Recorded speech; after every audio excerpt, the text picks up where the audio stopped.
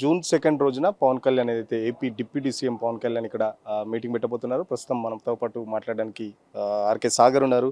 అన్న ఏంటి రేపు పవన్ కళ్యాణ్ షెడ్యూల్ ఏంటి? అసలు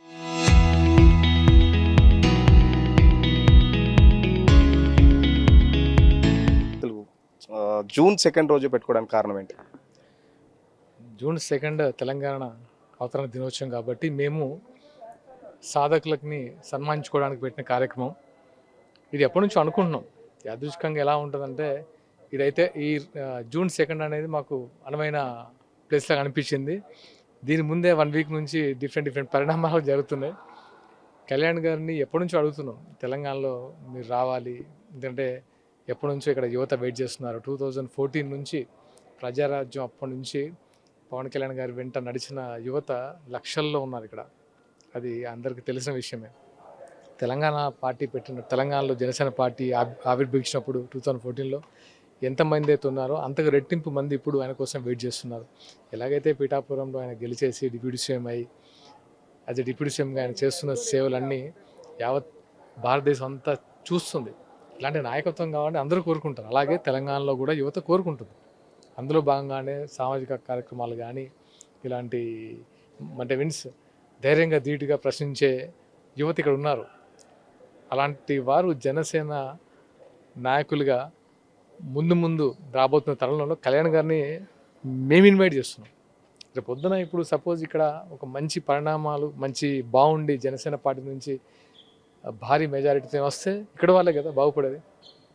సో డెఫినెట్గా రేపు రానున్న రోజుల్లో కొత్త తరం రాబోతుందని అందరూ కోరుకుంటున్నారు. సో మొన్నటి వరకు ప్రొఫెసర్ నాగేశ్వర్ వర్సెస్ పవన్ కళ్యాణ్ జరిగింది. తర్వాత చూస్తే జన సైనికులు మరియు తెలంగాణ వాదులకు సంబంధించి కూడా వారం నుంచి చూస్తున్నాం. సో ప్రశాంతంగా ఉన్న తెలంగాణలో రెచ్చగొట్టడానికే రేపు పవన్ కళ్యాణ్ పర్యటన ఉంది. దట్టు జూన్ 2 రోజు ప్రశాంతమైన వాతావరణాన్ని చెడగొట్టడానికే వస్తున్నాడు. ఆంధ్ర పార్టీలకు ఇక్కడ చోటు లేదు అని చెప్పేసి చెప్తున్నారు. ఏం చెప్తారు? రెచ్చగొట్టింది ఎవరండి? ఎవరు రెచ్చగొట్టారన్న? ప్రొఫెసర్ నాగేశ్వరరావు గారు ఫస్ట్ మాట్లాడింది తనే. అంటే తలాతోగలేని ఏదో మాట్లాడేసి తర్వాత ఆయనే వెనక్కి తీసుకుని పవన్ కళ్యాణ్ గారు చాలా హుందాగా ఇలాంటి మాటలొద్దు, మీరు గొప్పవాళ్ళు, మీరంటే మాకు గౌరవం అని ఆయన కూడా రిలాక్స్ అయిన తర్వాత ఏదో రౌండ్ టేబుల్ సమావేశం పెట్టి మళ్ళీ దాన్ని ఆంధ్ర తెలంగాణ రాజకీయంగా ఒకటి క్రియేట్ చేసి ఏదో సంథింగ్ ఏదో పెట్టారు. తెలంగాణలో ఆంధ్ర ఇనుప బూట్లు. ఏంటది ఆ హెడ్డింగ్ ఏంటి? ఎంత బాగున్నారు. రాష్ట్ర విభజన తర్వాత 12 సంవత్సరాలు అయింది. ఎవరైనా ఆంధ్ర వాళ్ళు కానీ తెలంగాణ వాళ్ళ మధ్య విద్వేషాలు ఏమైనా జరిగాయి ఇప్పటివరకు? ఇప్పుడు ఎందుకు అలా క్రియేట్ చేస్తున్నారు? ఏదో రాజకీయ పరంగా పవన్ కళ్యాణ్ గారిని ఎదుర్కోలేక ఆయనను సమర్థించుకోవడానికి ఇబ్బంది పడుతూ ఇలాంటి మధ్యలో ఆంధ్ర తెలంగాణ రెచ్చగొడుతూ ప్రజల మధ్య విద్వేషాలు రెచ్చగొట్టింది ఎవరు? పవన్ కళ్యాణ్ గారు. పవన్ కళ్యాణ్ గారు ఎప్పుడైనా ఆంధ్ర తెలంగాణ అని డిఫరెన్షియేట్ చేసి మాట్లాడారా? ఆంధ్ర తెలంగాణ కాదు, ఆయనకు దేశవ్యాప్తంగా ప్రతి రాష్ట్రానికి ఆయన సపరేట్ గౌరవం ఇస్తూనే ఉంటారు. సో పవన్ కళ్యాణ్ ఏపీకి డిప్యూటీ సీఎం, తెలంగాణ కాదు, తెలంగాణతో ఆయనకి ఏం పని అని చెప్పేసి కూడా అట్లా మాట్లాడుతున్నారు. ఏం చెప్తారు? ఎగ్జాక్ట్లీ. మీరు దానికి పవన్ కళ్యాణ్ గారు ఎక్కువ మన తెలంగాణ రాష్ట్రం ఆయన చెప్పిన మాటలు, తెలంగాణ రాష్ట్రం ఏర్పడిన తర్వాత కొత్తగా ఏర్పడిన రాష్ట్రం కాబట్టి మనకంటూ కొంచెం టైం ఇవ్వాలి, వాళ్ళకంటూ ఒక టైం ఇవ్వాలి. 10 సంవత్సరాలు టైం ఇచ్చారు. తర్వాత ఈ 10 సంవత్సరాల్లో ఆయన ఏపీ రాజకీయాల మీద దృష్టి పెట్టారు. అది డిప్యూటీ సీఎంగా అయ్యారు. ఒకవేళ నిజంగా ఇక్కడ ఫామ్ అయి ఉంటే ఇక్కడ కూడా ఆయన ఏదో పొజిషన్లో ఉండేవారు. సో ఆయన మార్పు కావాలని పెట్టిన పార్టీ జనసేన పార్టీ. ఇక్కడ అని గంతులు వేసే పార్టీ కాదు. ఆయనకి ఇక్కడ ఎంతమంది ఉన్నారో తెలంగాణలో, కర్ణాటక కూడా అంతే మంది ఉన్నారు. ఇప్పుడు మహారాష్ట్రలో కూడా అంతే ఉంది. అంటే ఇప్పుడు కాంగ్రెస్ పార్టీ లేదా వివిధ రాష్ట్రాల్లో? అలాగే ఆయన జనసేన భావజాలాన్ని జాతీయ పరంగా ఎక్స్ప్లెయిన్ చేస్తున్నారు. దానిలో భాగంగా తెలంగాణలో స్ట్రాంగ్ ఉంది. రేపు రాబోయే రోజుల్లో తెలంగాణ యువత అలాంటి నాయకత్వాన్ని కోరుకుంటున్నారు. తప్పే ఉంది దానికి? ఆయన తెలంగాణలో ఇల్లుంది, తెలంగాణలో సాయంత్రం ఏం పని వస్తారు భయ్? ఎక్కడైనా ఉంది, మనకు లేవా? ఆంధ్రాలో ఇల్లు లేవా? చాలామందికి లేవా? తెలంగాణ వాళ్ళు ఆంధ్రాలో పని చేయట్లేదా? తెలంగాణలో ఒక ఆంధ్ర వాళ్ళే ఉన్నారా? మహారాష్ట్ర వాళ్ళు ఉన్నారు, పంజాబీ వాళ్ళు ఉన్నారు, దేశంలో ఎన్ని రాష్ట్రాల నుంచి బీహార్ వాళ్ళు ఉన్నారు, ఒరిస్సా వాళ్ళు ఉన్నారు. వాళ్ళని ఏమి క్వశ్చన్ చేయరేంటి? ఆంధ్ర వాళ్ళే క్వశ్చన్ ఎందుకు చేస్తున్నారు? కానీ విద్వేషాలు రెచ్చగొట్టాలి, రాజకీయ పరంగా విద్వేషాలు రెచ్చగొడితే నాయకులకు నాయకుల మధ్యలో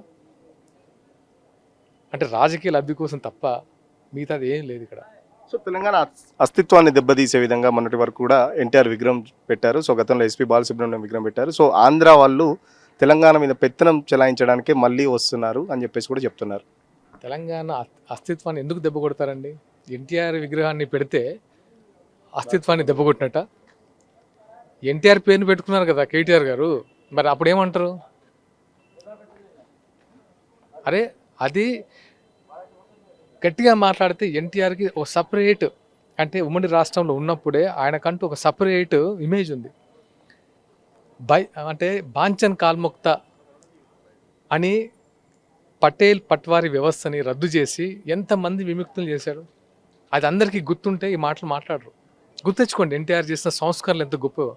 అరే మనము పివి నరసింహారావు గారి విగ్రహాలు లేవు అక్కడ, ఆంధ్రాలో లేవా? ఉన్నాయిగా, మరి ఎందుకు మాట్లాడరు? పివి నరసింహారావు మన తెలంగాణ అతనేగా, తెలంగాణ మనిషే కదా. ఇక్కడ ఇప్పుడు ఈ విద్వేషాలు రెచ్చగొట్టడానికి ఏదేదో టాపిక్ తెస్తున్నారు, కానీ అది టాపికే కాదు. పెట్టుకుంటారు రేపు పొద్దున గద్దర్ గారిని ఉన్నారు. గద్దర్ గారి తెలంగాణ అస్తిత్వాన్ని ఫస్ట్ గౌరవించింది ఎవరు?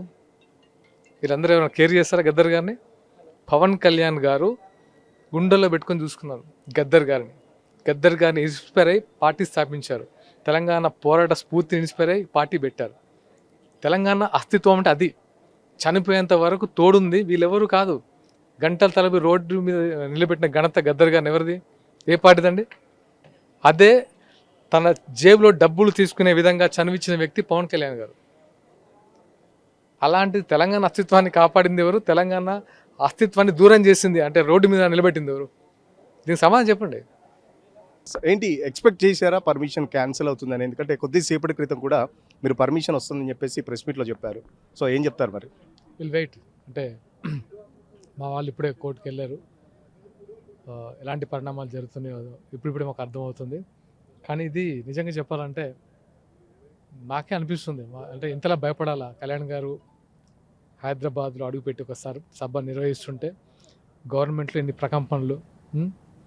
సో ఇది ఈరోజు ఏదో ఆపుతున్నాం అంటే ఎలాంటి కారణాలు పెట్టాలంటే వాళ్ళు పార్కింగ్ ప్రాబ్లం పెట్టారు. ఇక్కడ పార్కింగ్ లేదని 8 డేస్గా ఇక్కడ కల్వరికి సంబంధించిన సభలు జరుగుతున్నాయి. అప్పుడు లేని పార్కింగ్ అడ్డు ఇప్పుడు ఎందుకు అడ్డు వస్తుందో నాకు అర్థం కావట్లేదు. అలాగే లా అండ్ ఆర్డర్ ఇష్యూస్ అని పెట్టారు. సో మెయిన్గా పార్కింగ్ గురించి పక్కన పెడితే ఇటీవల కాలంలో జరిగిన ప్రొఫెసర్ నాగేశ్వరరావు ఇష్యూకి సంబంధించి ఇంటెలిజెన్స్ సమాచారం ఉంది. సో ఏమైనా గొడవలు జరుగుతాయి తెలంగాణ వాళ్ళు ఇప్పటికే చాలా వరకు స్టేట్మెంట్ ఇచ్చారు. ప్రభుత్వంలో ఉన్న మంత్రి కూడా స్టేట్మెంట్ ఇచ్చిన పరిస్థితి, క్షమాపణ చెప్పిన తర్వాతనే తెలంగాణలో అడుగు పెట్టాలని చెప్పేసి. సో ఇప్పుడు పోలీసులు అయితే క్యాన్సిల్ చేశారు. మరి ఎట్లా చూస్తున్నారు? క్షమాపణలు చెప్పాల్సిన అవసరం ఎవరికి లేదండి. ఎవరికి క్షమాపణ చెప్పాలి? తెలంగాణ ప్రజలకు క్షమాపణ ఎందుకు చెప్పాలి? తెలంగాణ ప్రజలకు ఆయన ఏం ద్రోహం చేశారని క్షమాపణ చెప్పాలి? వీళ్ళు కదా అనవసరంగా విద్వేషాలు రెచ్చగొట్టి. ఎవరు స్టార్ట్ చేసింది? ఎవరు? ప్రొఫెసర్ నాగేశ్వరరావు స్టార్ట్ చేశారు, ఉపసంహరించుకున్నారు, మళ్ళీ ఏదో రౌండ్ టేబుల్ సమావేశం పెట్టి రెచ్చగొట్టారు. అంటే మీరు మీ వాక్యాలను ఉపసంహరించుకున్న తర్వాత మళ్ళీ రెచ్చగొట్టే ప్రయత్నం చేయాల్సిన అవసరం ఏముంది? చెట్టి ఇప్పుడు మేమేదో మా మానాడు మీద సభ జరుపుకుంటుంటే మీరు దాన్ని ఆపే ప్రయత్నం చేస్తే ఎన్ని రోజులు ఆపుతారు? ఎన్ని రోజులు ఆపుతారు? ఈరోజు కాకపోతే రేపు కాకపోతే ఎల్లుండి మేము కూడా అడ్డుకునే ప్రయత్నం చేస్తాం. మీరు ఢిల్లీ నుంచి వచ్చే నాయకులు మేము అడ్డుకోలేమా? ఇది సరైన పద్ధతి కాదు. ప్రజాస్వామ్యంలో ఎవరు ఎప్పుడైనా సరైన పద్ధతిలో సభ నిర్వహించుకునే హక్కు ఉంది. ఒక పొలిటికల్ పార్టీని అడ్డుకుంటే ఏం జరిగిందో ఏపీలో చూశారుగా. ఇలానే చాలాసార్లు అడ్డుకున్నారు. ఆయన వారాహి ఎక్కి ఎవడు ఆపుతాడో చూస్తే చెట్టు కింద మాట్లాడతాను, రోడ్డు మీద మాట్లాడారు. ఇప్పుడు ఏమైంది? ఎవరు ఆపగలిగారు? పవన్ కళ్యాణ్ గారిని. అంటే ఆ స్థితి కూడా మీరే కల్పిస్తున్నారు మాకు. సో ఇలాంటి సిల్లీ థింగ్స్, ఇలాంటి సిచ్యువేషన్స్ క్రియేట్ చేసి పవన్ కళ్యాణ్ అడ్డుకునే ప్రయత్నం చేయలేరు. అదేవిధంగా నేను మా వాళ్ళని ఇప్పుడు స్టార్ట్ అయ్యే వాళ్ళు ఎవరైతే ఆసిఫాబాద్, ఆదిలాబాదు డిఫరెంట్ అంటే పీపుల్ నుంచి వచ్చే వారిని కూడా పోలీసు అరెస్ట్ చేస్తున్నారని విన్నాను. మా వాళ్ళు చెప్తున్నారు. ఇంత భయం ఏంటి? ఇంత ద్రోహం అంటే ఇలాంటి పరిణామాలు ఏంటి? అంటే ఒక జనసేన కార్యకర్తలు ఏమన్నా తీవ్రవాదులా? వాళ్ళు అరెస్ట్ చేసేంత అవసరం ఉంది. ఒక సభ నిర్వహించుకుంటే వాళ్ళు ఒక సభలో సాధకులు, అంటే మెంబర్షిప్ డ్రైవ్ చేసిన జన సైనికులు వాళ్ళని అడ్డుకొని ఏం సాధిద్దాం అనుకుంటున్నారు మీరు?